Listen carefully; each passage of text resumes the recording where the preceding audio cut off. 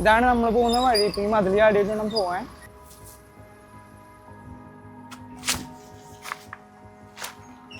കാണുന്നതാണ് നമ്മുടെ വീട്. ഇതിലെങ്ങനെ രാത്രി 6 മണി കഴിഞ്ഞ് നമുക്ക് പുറത്തിറങ്ങാൻ പറ്റും?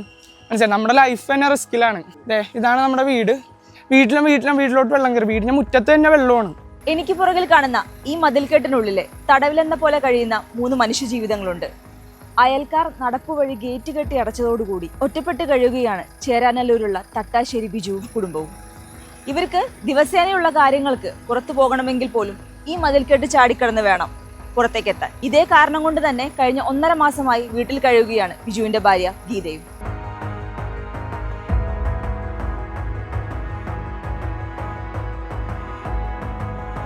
ഞങ്ങളിപ്പോൾ 22 വർഷമായി ഇവിടെ താമസിക്കാൻ തുടങ്ങിയിട്ട്. 2004 വാങ്ങിച്ചാണ് ഈ സ്ഥലം. നമുക്ക് ആ സമയത്ത് ഈ പറഞ്ഞ പോലെ ഇവിടെ അധികം വീടുകളൊന്നും ഇല്ലാത്തതുകൊണ്ട് നമുക്ക് വഴികളൊക്കെ ഉണ്ടായിരുന്നു. ഇപ്പോൾ വീടുകളൊക്കെ വെച്ച് എല്ലായിടത്തും ഇങ്ങനെ മതിലൊക്കെ കെട്ടി ഇപ്പം ആകെ 2 വഴി അങ്ങോട്ടും ഇങ്ങോട്ടും പോയി. അപ്പോൾ അപ്പുറം വഴിയുള്ളത് അവരുടെ പ്രൈവറ്റ് വഴിയാണെന്ന് പറഞ്ഞിട്ട് അവർ ഇതാക്കിയേക്കണേണ്. പിന്നെ നമുക്ക് ഈ വഴി ഇവരുടെ അടുത്ത് നിന്നാണ് നമ്മൾ വാങ്ങിച്ചത് ഈ സ്ഥലം. അപ്പം ഇവരുടെ ചേട്ടാനിമാരുടെ ഇവരുടെ ഫാമിലിയിൽ നിന്ന് വാങ്ങിച്ചത്. അപ്പം നമുക്ക് വഴി തരേണ്ടത് ഇവരാണ്. അപ്പോൾ ഇവർ ഇതുവരെയായിട്ട് നമുക്ക് വഴി കിട്ടിയിട്ടുമില്ല. അന്ന് വാങ്ങിച്ചിട്ട് വാക്കാലെ പറഞ്ഞാണ്, പിന്നെ ഒന്നും നടന്നിട്ടില്ലെന്ന്.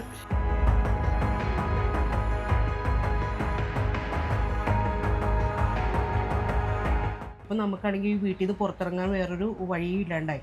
ഇപ്പം ഞങ്ങളിപ്പോൾ ഈ കാടും ചെളിയും വെള്ളക്കെട്ടും നിറഞ്ഞ ഈ വഴി കൂടി 300 മീറ്ററോളം നടന്നിട്ട് മതിൽ ചാടിയിട്ട് വേണം പുറത്തോട്ട് പോകാനായിട്ട്. എനിക്ക് ഒരു ജോലി ഉണ്ടായിരുന്നു, ആ ജോലിക്ക് പോകാനും പറ്റുന്നില്ല. അത് പോട്ടേന്ന് വയ്ക്കാം. എൻ്റെ ഹസ്ബൻഡും കൊച്ചും ഈ ചെളി വെള്ളത്തിൽ കൂടി നീന്തിയാണ് പുറത്തേക്ക് മതിൽ ചാടി പോകുന്നത്. എനിക്കതുപോലെ പോകാൻ പറ്റുന്നില്ല. കാരണം കാടും ചെളിയും വെള്ളവും പാമ്പും ഇഴജന്തുക്കളും ഉള്ള സ്ഥലമായതുകൊണ്ട് എനിക്ക് പുറത്തേക്ക് ഇറങ്ങാനായിട്ട് പേടിയായതുകൊണ്ട് ഞാൻ 1.5 മാസമായിട്ട് വീട്ടിൽ തന്നെ ഇരിക്കുവാണ്. ഇപ്പം ഇത്തിരി ക്രൂഷ്യലാണ് ഇപ്പോഴത്തെ സിറ്റുവേഷൻ. ഇപ്പം വെള്ളം പോലും എടുക്കാനുള്ളൊരു ഇതില്ല നമുക്ക്. വെള്ളം വരെ പുറത്തുനിന്ന് 20 ലിറ്ററിൻ്റെ ഞാൻ അല്ലെങ്കിൽ പപ്പ മാറിയാണ് കൊണ്ടുപോകണം വീട് വരെ.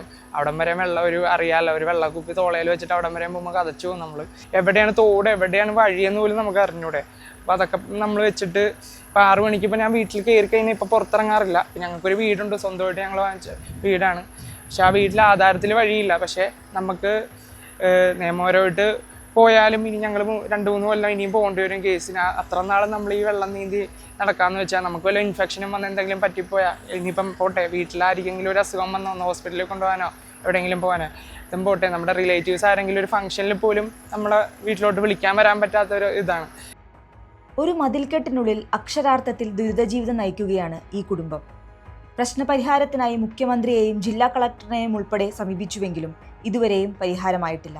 ജൂലൈ ഓഗസ്റ്റ് മാസങ്ങളിൽ മഴ കനക്കുന്നതോടെ ഇവരുടെ ജീവിതം ഇതിലേറെ പ്രതിസന്ധിയിലാകും.